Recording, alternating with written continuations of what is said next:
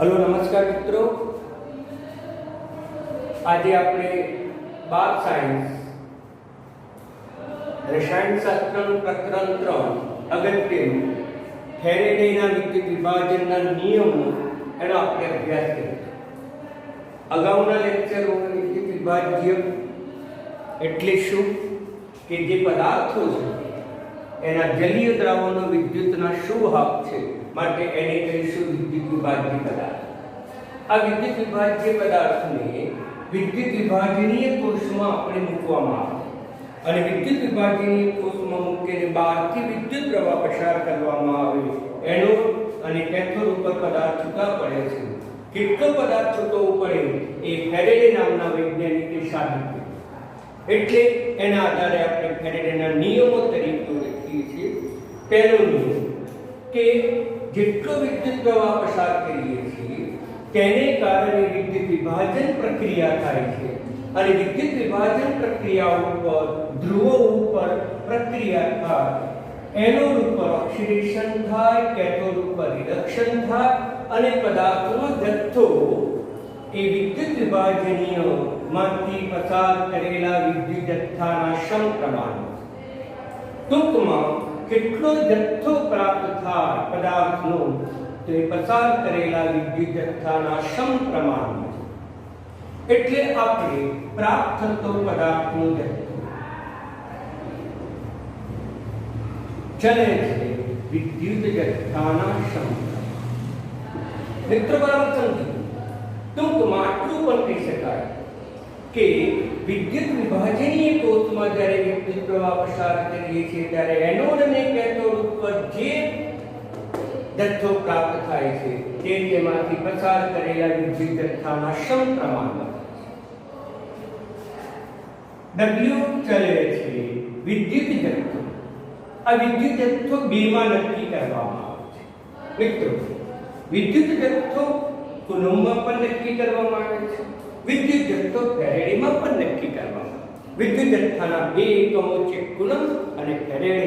મિત્રો, તમને એસઆઈ એકમ પૂછે તો કહી શકાય કે ફેરેડે એ એનો એસઆઈ એકમ છે. કુલમ્બ એટલે શું તો વાસ્તવ પરથી સરળતાથી આવે. I એટલે એમ્પિયર વીજ પ્રવાહ, I એટલે એમ્પિયર વીજ પ્રવાહ, T એટલે સમય સેકન્ડમાં.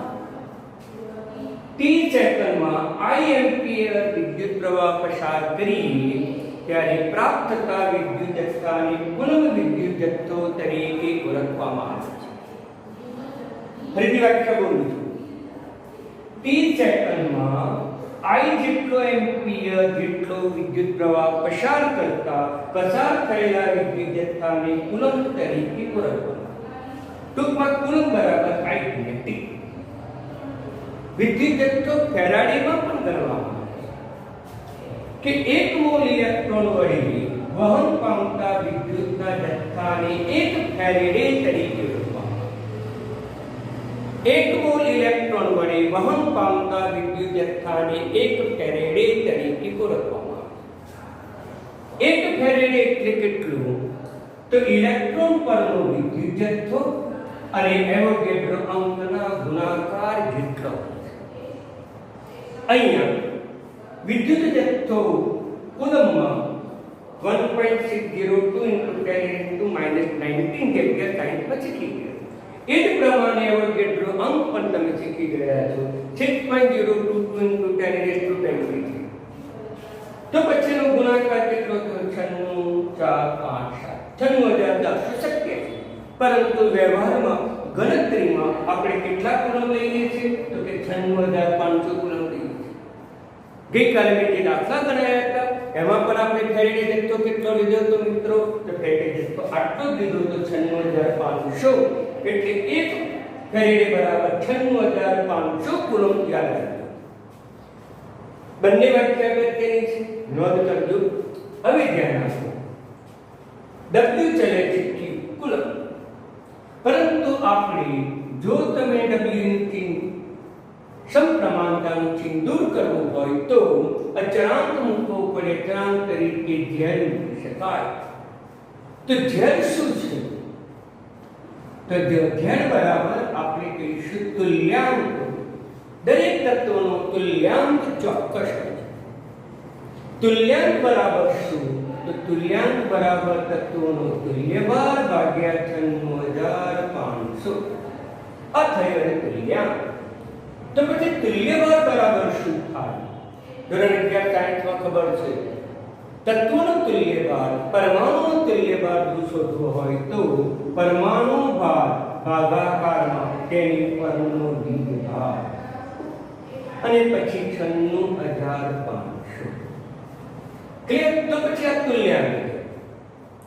કોઈ પણ પદાર્થનો તુલ્યભાર નક્કી કરવો હોય તો તેનો પરમાણુ ભાર ભાગાકારમાં તેનો દીભાર આપણે લખી શકીએ. એસિડનો તુલ્યભાર નક્કી કરવો હોય અણુભાર ભાગ્યા ઉદ્ભવતા એટમની સંખ્યા. બીજનો તુલ્યભાર નક્કી કરવો હોય તો બીજનો અણુભાર ભાગાકારનો ઉદ્ભવતા એટમની સંખ્યા. અને તત્વોનો પરમાણુનો જો આપણે તુલ્યભાર નક્કી કરવો હોય તો પરમાણુ ભાર ભાગાકારના દીભાર. આના આધારે તમારે ઘણા બધા પ્રશ્નો પૂછશે. તો પછી કોપરનો તુલ્યભાર કેટલો? તો તમને ખબર છે કોપરનો તુલ્યભાર પરમાણુ ભાર 63.5 અને કોપર ઉપર +2 વિભાર જાણીતો છે. તો પછી તુલ્યાંક કેટલો થશે? તો તુલ્યાંક થશે 63.5 ભાગાકારમાં 2 અને પછી 96,500 વડે ગુણી નાખો. આ આવે એ જવાબ. કેલ્ક્યુલેટરની મદદથી શોધી શકાય. ક્લિયર? સિલ્વરનો તુલ્યભાર કેટલો? સિલ્વરનો તુલ્યભાર તો આ સૂત્રમાં સીધું મૂકી દઈશું. સિલ્વરનો પરમાણુ ભાર છે 108.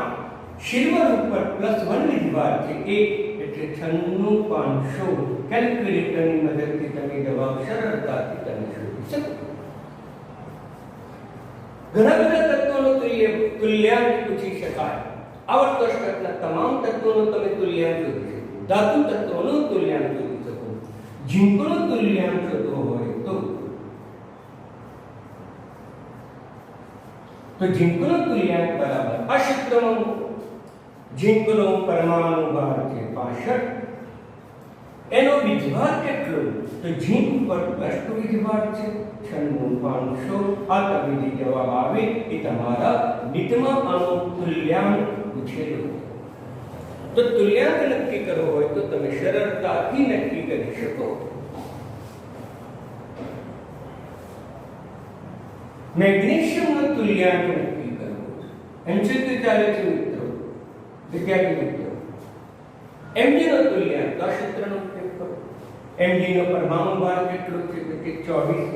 Mu પર વિજભાર કેટલો છે? તો કે 2 96,500.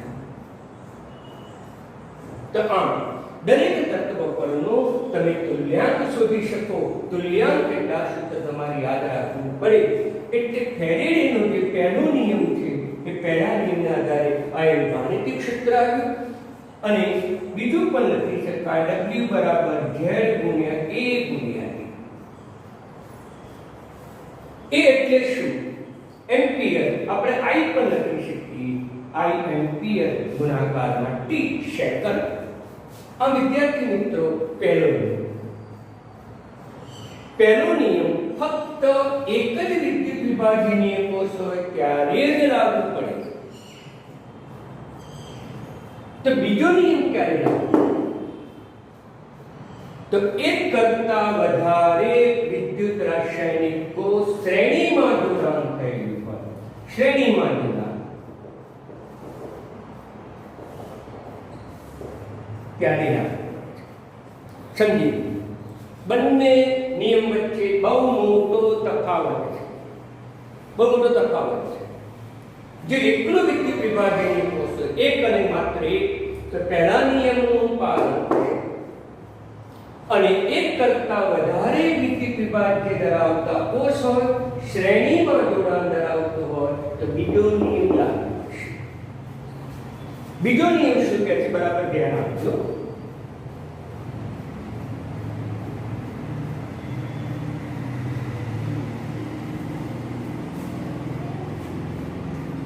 વિદ્યુત વિભાજનીય દ્રાવણમાંથી એટલે કે આ ત્રણ દ્રાવણમાંથી વિદ્યુતનો સમાન જથ્થો પસાર કરવામાં આવે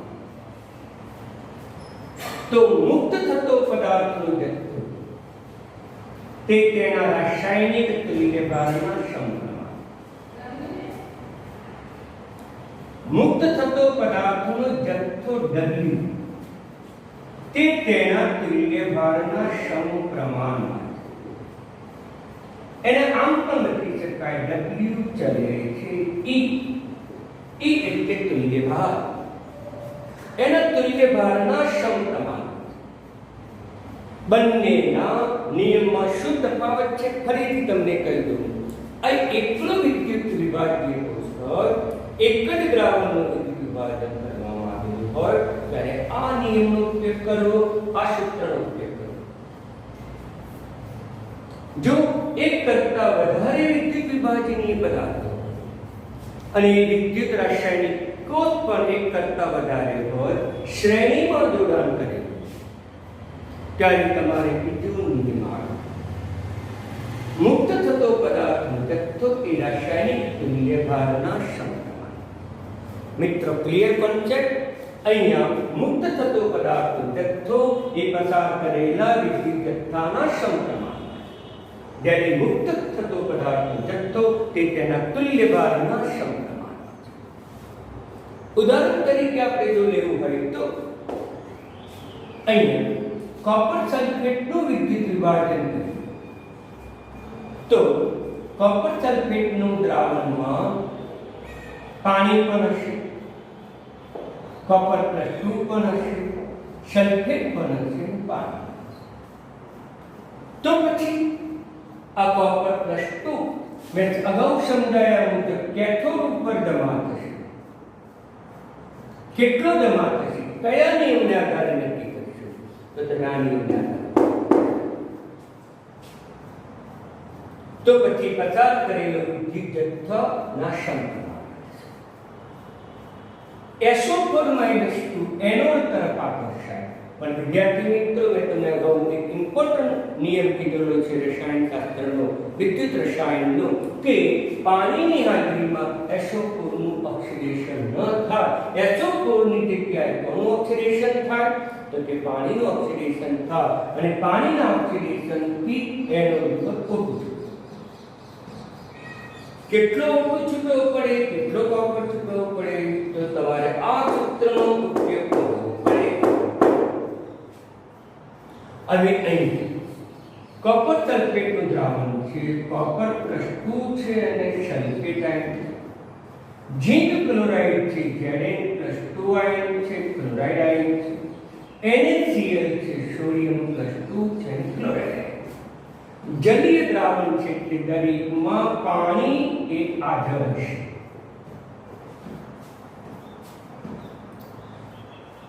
એ પ્રકારનું કોષ આ બી પ્રકારનો વિદ્યુત રાસાયણિક સેલ અને સી પ્રકારનો વિદ્યુત રાસાયણિક સેલ.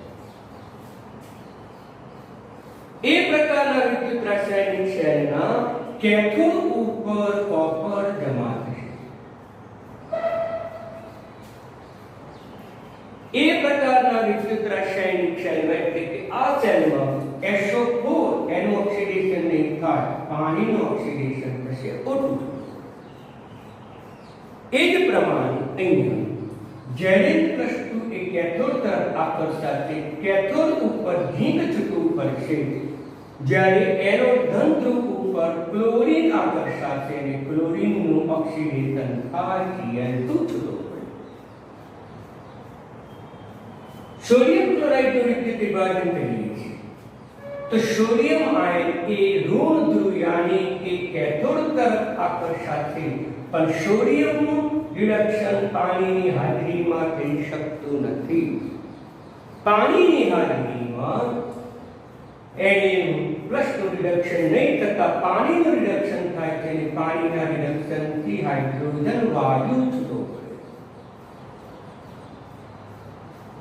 એનોડ ઉપર ક્લોરીન આયન આકર્ષાય છે અને ક્લોરીન આયન આકર્ષાથી એના એનોડ ઉપર ક્લોરીન છૂટો પડે. કેટલો છૂટો પડે છે એનો આધાર એ તેના તુલ્યભાર ઉપર રહે. એટલે અહીંયા શ્રેણીમાં જ્યારે જોડાણ કરેલું હોય ત્યારે તમારે બીજા નિયમનો ઉપયોગ કરવો પડે અને એક જ વિદ્યુત વિભાગીય કોષ હોય ત્યારે તમારે પહેલા નિયમનો જ ઉપયોગ કરવો પડે. નીટની જાહેર પરીક્ષાઓમાં ખૂબ જ અગત્યનું છે, તમારે ધ્યાન રાખવું પડે. અહીંયા પૂછે તમને પ્રશ્ન કે કયા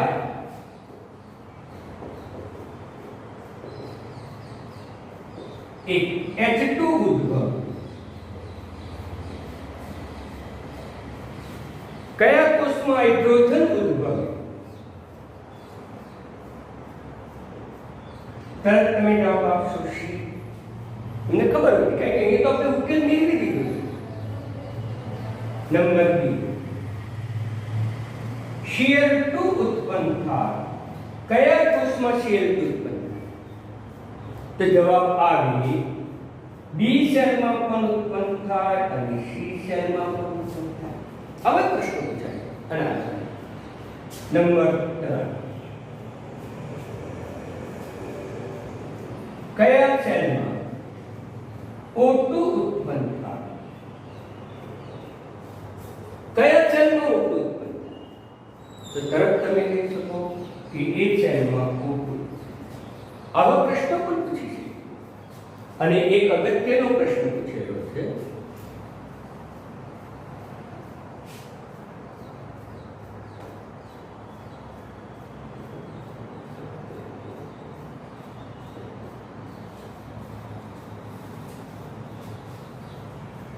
કયા કોષમાં દ્રાવણનો રંગ બદલાય? તો કયો જવાબ આવશે? તો કે એ સેલમાં દ્રાવણનો રંગ બદલાય, બીજા સેલમાં ન બદલાય. અહીંયા Cu+2 આ જે કોપર સલ્ફેટ છે એનો રંગ ભૂરો છે, યાની કે વાદળી છે. તેનો વાદળી કે ભૂરો રંગ કોને આભારી છે? Cu+2 ને આભારી છે. Cu+2 નું અહીંયા રિડક્શન થાય છે અને Cu2 તેથી આની જે સાંદ્રતા છે એ ઘટે છે અને સાંદ્રતા ઘટવાથી Cu+2 ને કારણે જોવા મળતો ભૂરો રંગ પણ નાબૂદ થાય છે. માટે જવાબ અહીં આવશે. ઝીંક એ રંગવિહીન છે, સોડિયમ પણ રંગવિહીન છે. પરિણામે ત્યાં જવાબ એ આવે. અનેકમાં પૂછાઈ ગયેલો પ્રશ્ન છે, તમને સેલ આપ્યા હતા અને કીધું હતું ABC પૈકી કયા વિદ્યુત રાસાયણિક સેલમાં દ્રાવણનો રંગ બદલાય છે? તો તમારે જવાબ આવતો હતો એ તમને જવાબ આવશે. તો એની અંદર દ્રાવણનો રંગ બદલાય છે. એક જ વિદ્યુત રાસાયણિક તો આ એક કરતા વધારે હોય ત્યારે આ શ્રેણીમાં હોય ત્યારે આ. Clear concept? હવે આ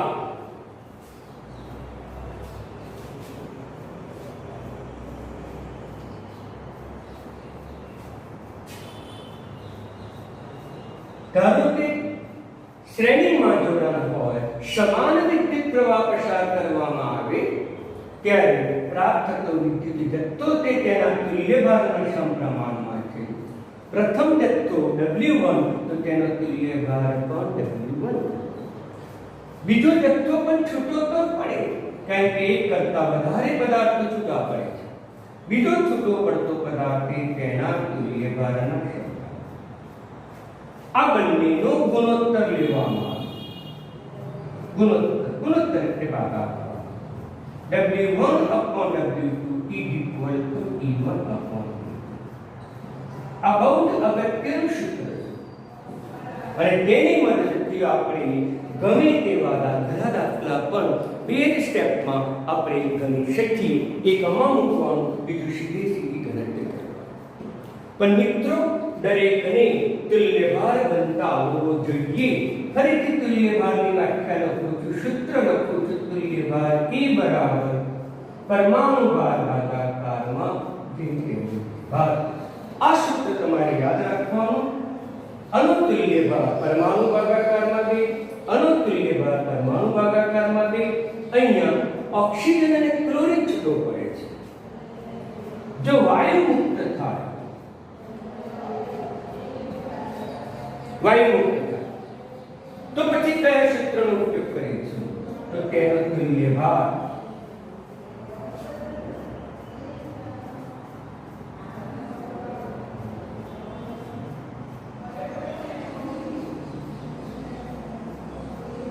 E બરાબર વાયુ તાત્વિક છે અનુભાર દ્વારા અને અનુભાર ભાગાકારના અહીંયા મેં તમને સૂક્ષ્મ ભેદ છૂટો પાડ્યો કે કેટલીક વખત વિદ્યુત વિભાજન દરમિયાન ધાતુ પરમાણુ છૂટો પડ્યો, તત્વ છૂટો પડ્યો ત્યારે એનો ક્રિયાભાર આ રીતે ગયો.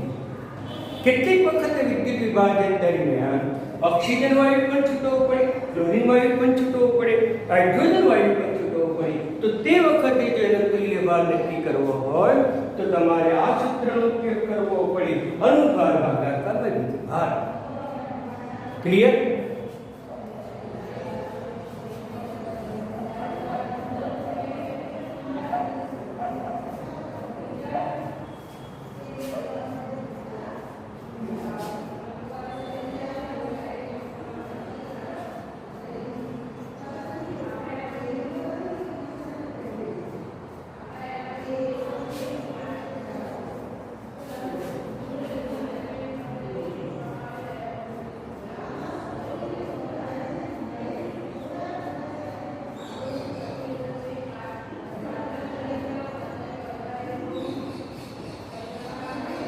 કેથો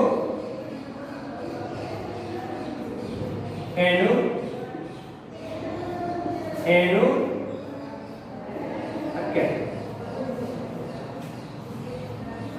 અહીંયા એચયુક્ત પદાર્થ નું વિદ્યુત વિભાજન, હાઇડ્રોજનયુક્ત પદાર્થનું વિદ્યુત વિભાજન, દાખલા તરીકે પાણીનું વિદ્યુત વિભાજન, HCl નું વિદ્યુત વિભાજન, H2SO4 નું વિદ્યુત વિભાજન, નાઇટ્રિક એસિડ નું વિદ્યુત વિભાજન, આવા પદાર્થોનું વિદ્યુત વિભાજન એટલે હાઇડ્રોજનયુક્ત પદાર્થનું વિદ્યુત વિભાજન. અહીંયા હાઇડ્રાઇડ નું વિદ્યુત વિભાજન,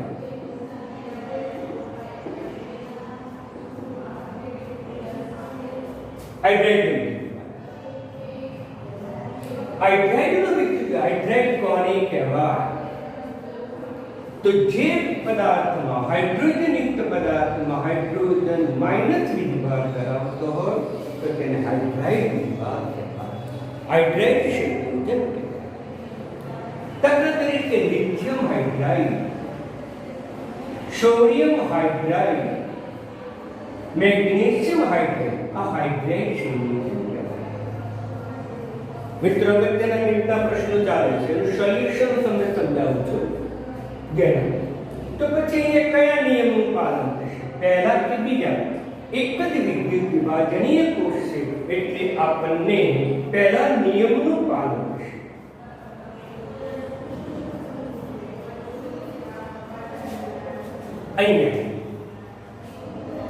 અહીંયા પણ હાઇડ્રોજન વાયુ ઉદ્ભવે છે, અહીંયા પણ હાઇડ્રોજન વાયુ ઉદ્ભવે છે.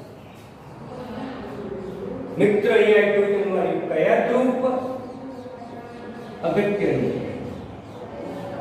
અહીંયા પણ H2 કયા ધ્રુવ પર? એ પણ અગત્યનો પ્રશ્ન. અહીંયા હાઇડ્રોજન એ H+ છે, જ્યારે હાઇડ્રાઇડ અહીંયા H- છે. મિત્રો, ક્લિયર કોન્સેપ્ટ? તો અહીંયા હાઇડ્રોજન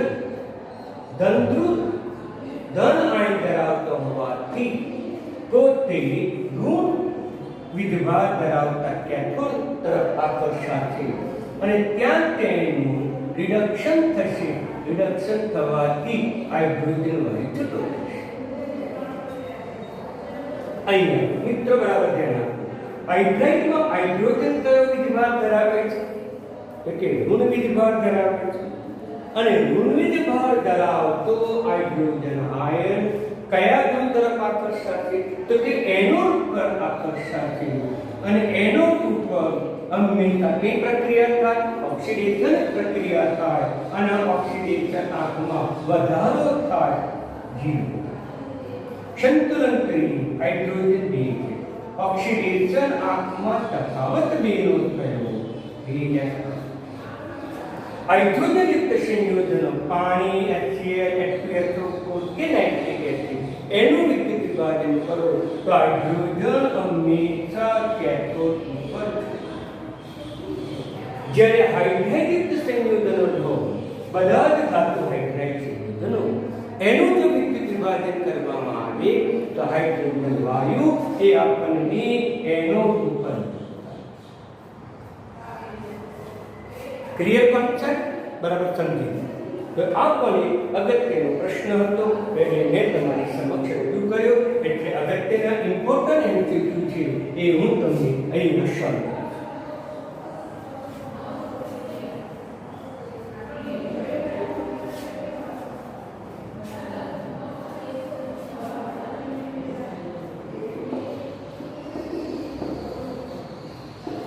એક ફેરેડે વિદ્યુત જથ્થો પસાર કરતા કેટલા મોલ નીકળે? આ અગત્યનો પ્રશ્ન છે. પરંતુ ઘણા બધા પદાર્થોની ચર્ચા કરીશ. દરેક પદાર્થ માટે કહો કે એક ફેરેડે વિદ્યુત જથ્થો પસાર કરતા કેટલા મોલ નીકળે,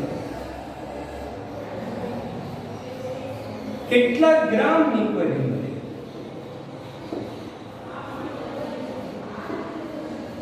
સરળતાથી લખી. દાખલા તરીકે સોડિયમ આયન, મિત્રો સોડિયમ આયન ધન આયન ક્યાં આકર્ષાય? કેથોડ. કેથોડ પર આકર્ષાય સોડિયમ ઉત્પન્ન, એક જ ઇલેક્ટ્રોનનો ફેરફાર થાય. આનો +1 અને 0 ઓક્સિડેશનાત્મક ફેરફાર. સમીકરણ ઘણું બધું સૂચન કરે છે. અહીંયા 1 મોલ ઇલેક્ટ્રોનનું વહન થાય તો 1 મોલ સોડિયમ કેથોડ ઉપર પ્રાપ્ત. 1 મોલ ઇલેક્ટ્રોન પર રહેલા વિદ્યુત જથ્થાને 1 ફેરેડે કહેવાય. મેં વાક્ય લીધી. 1 ફેરેડે, 1 ફેરેડે બરાબર 1 મોલ ઇલેક્ટ્રોનનો વિદ્યુત જથ્થો.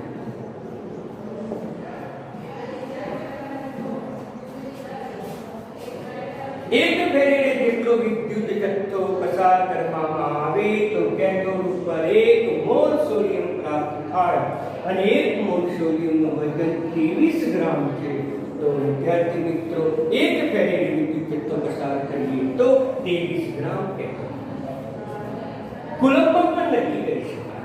કુલમ 1 ફેરેડે બરાબર કેટલા કુલમ? તો 96,500 કુલમ. આટલું પૂરો વિદ્યુત જથ્થો પસાર કરો તો કેથોડ ઉપર 1 મોલ સોડિયમ પણ પ્રાપ્ત થાય, 23 ગ્રામ સોડિયમ પણ પ્રાપ્ત થાય.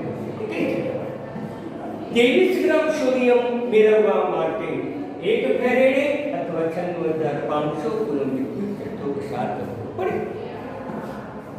Mg+2 લેવી.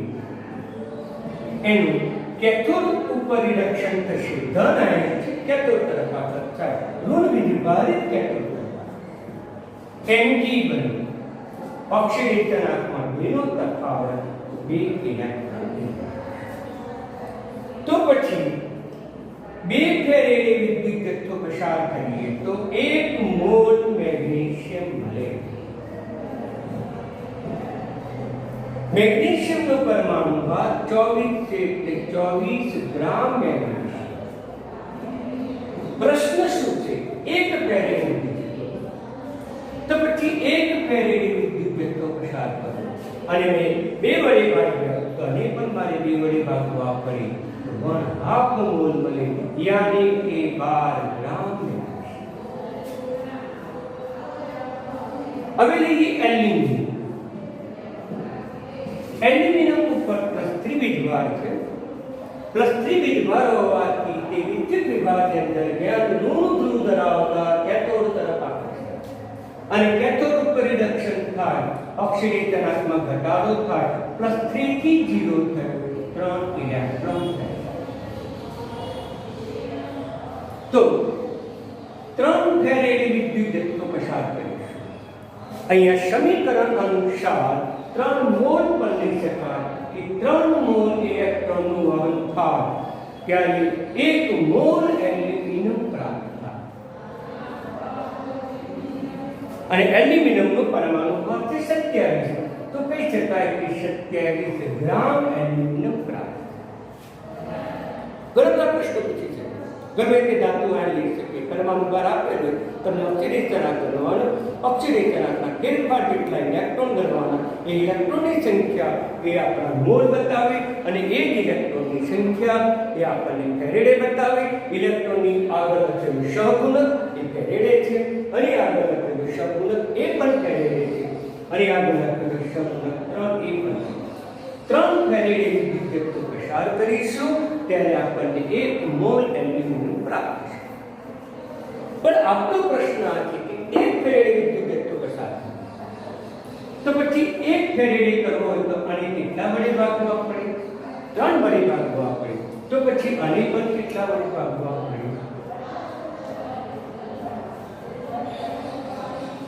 તો પછી ગુણોત્તર પૂછે.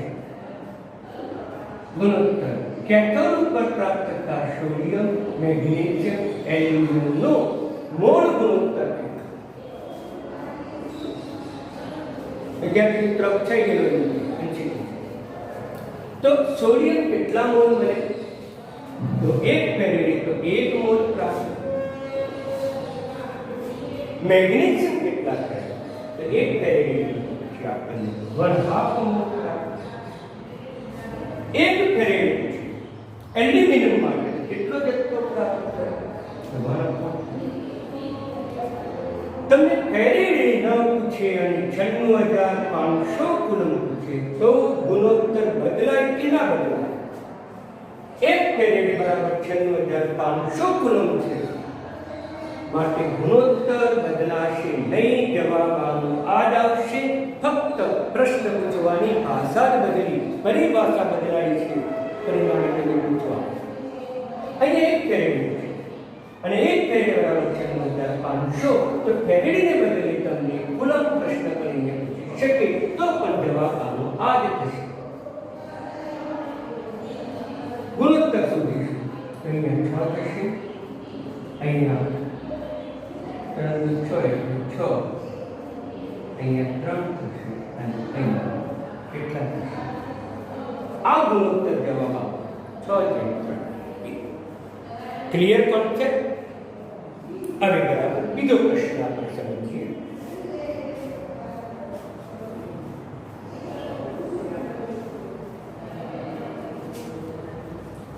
એક ફેરેડે વિદ્યુત જથ્થો પસાર કરતા કેટલા મોલ મળે?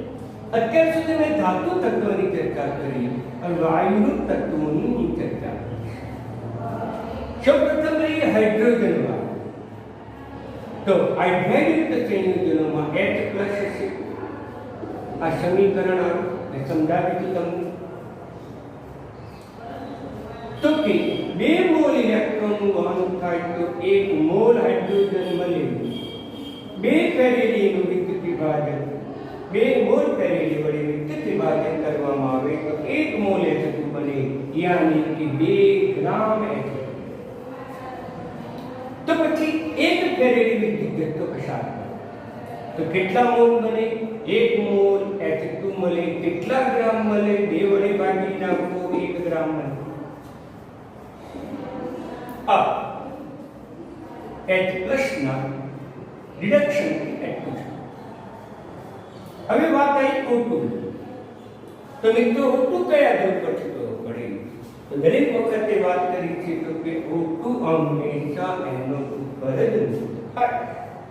તો એનોડ ઉપર મુક્ત થાય તો એનોડ ઉપર પાણીના ઓક્સિડેશન થાય. પાણીના ઓક્સિડેશનથી H2 છૂટો પડે. મિત્રો તમને મેં કીધેલું છે કે પાણીનું ઓક્સિડેશન રિડક્શન તો યાદ રાખવું જ પડે. તો આનું જો તમે ઓક્સિડેશન કરો તો તમને આ સમીકરણ જોવા મળે. અગાઉ મેં તમને સમજાવ્યું. તો પછી 1 મોલ O2 વાયુ મેળવવો છે તો કેટલા મોલ ઇલેક્ટ્રોનની જરૂર પડશે? તો કે 4 મોલ ઇલેક્ટ્રોનની જરૂર પડશે. કેટલા ફેરેડેની જરૂર પડશે? તો કહી શકાય 4 ફેરેડે પસાર કરો ત્યારે આપણને 1 મોલ ઓક્સિજન પ્રાપ્ત થાય. 1 મોલ ઓક્સિજનનું વજન વખતે તેના અનુભાર 32 ગ્રામ લીધું, તો પછી 1 ફેરેડે પસાર કરો તો પછી આપણે 1/4 મોલ O2 મળે, એટલે આને પણ તમે ભાગી નાખો તો 8 ગ્રામ. આમ વિવિધ પ્રકારના પ્રશ્નોની મેં તમને ચર્ચા કરી. ક્લોરીન વાયુ લઈ, ક્લોરીન વાયુ કયો વીજભાર છે તો કે માઇનસ, અને માઇનસ વીજભાર હોવાથી તે ધન વીજભારી એનોડ તરફ આકર્ષાય, અને એનોડ તરફ આકર્ષાય ઓક્સિડેશન થાય, Cl2 વાયુ વડે બે ઇલેક્ટ્રોન સંતુલિત કરે. કેટલા ફેરેડે મિત્રો તો કે 2 મોલ, એટલે 2 ફેરેડે. 1 ફેરેડે લેવો હોય તો તમારે 2 ફેરેડે તો 1 મોલ ક્લોરીન છૂટવું પડે. 1 ફેરેડે નો તો 1/2 મોલ પડે. ક્લોરીન 1 મોલ ક્લોરીનનું વજન છે 71 ગ્રામ, તો પછી અડધા કેટલા થાય તો કે 35.5. મિત્રો ક્લિયર? ફેરેડેનો વિદ્યુત વિભાજનનો નિયમ મેં તમને સમજાયો, અને એક પહેલો નિયમ અને બીજા નિયમનો ડિફરન્સ પણ સમજાયો. પહેલા નિયમને આધારિત અને બીજા નિયમને આધારિત ઘણા બધા મેં એમસીક્યુ જે તમને જાહેર પરીક્ષામાં જી અને નીટમાં પૂછાય છે, એ બધા એમસીક્યુની મેં અહીંયા સરળતાથી ચર્ચા કરી. એટલે જો તમને ન સમજણ પડે તો પણ મને વોટ્સઅપ દ્વારા તમે મને પૂછી શકો છો. મિત્રો, આ બહુ મેં તમને નોટ પણ મોકલી આપી છે, એમાં પણ આ બધી માહિતી મેં તમને રજૂ કરી છે, તો એ નોટ પણ તમે વ્યવસ્થિત રીતે ઉતારીને એનો અભ્યાસ કરો. અસ્તુ.